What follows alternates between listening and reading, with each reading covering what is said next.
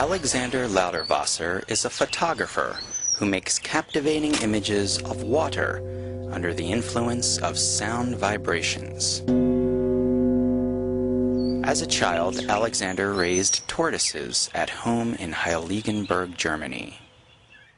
He came across illustrations of Chladni sound figures that bore a striking resemblance to a tortoise shell. Die, das war das Überraschende für mich, sehr enge Verwandtschaft haben mit Strukturen in der Natur und besonders hier mit dem Schildkrötenpanzer.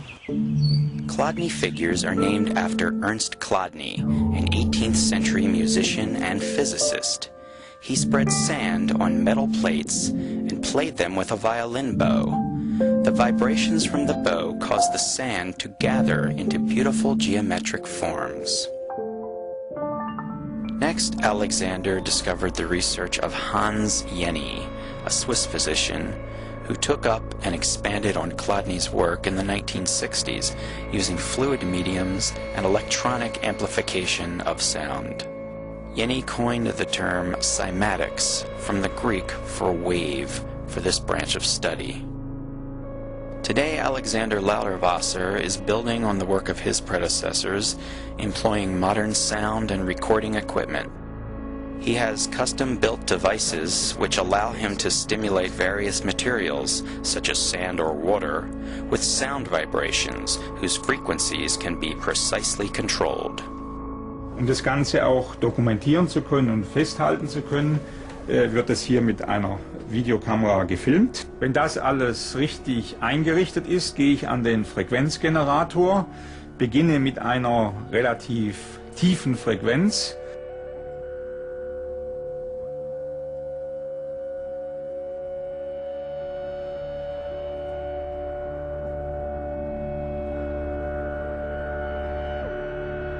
The sand is pushed from areas where the vibration is strongest and collects where it is the weakest, forming patterns that correspond to the particular tone that is applied to the plate.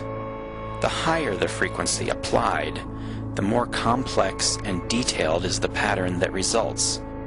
Under controlled conditions, these forms are repeatable. After an intense interest with Chladni's sound figures, Alexander's focus switched to water, whose fluid properties make it especially responsive to sound.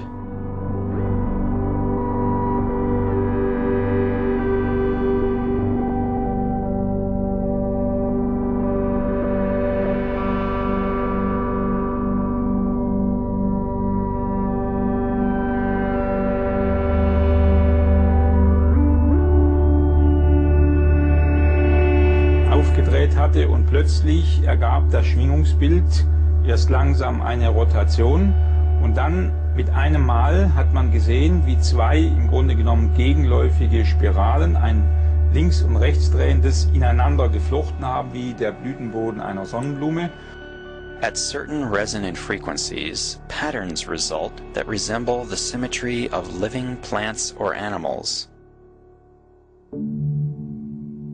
Sound, understood as a force of creation, is a theme found in the traditions of many cultures.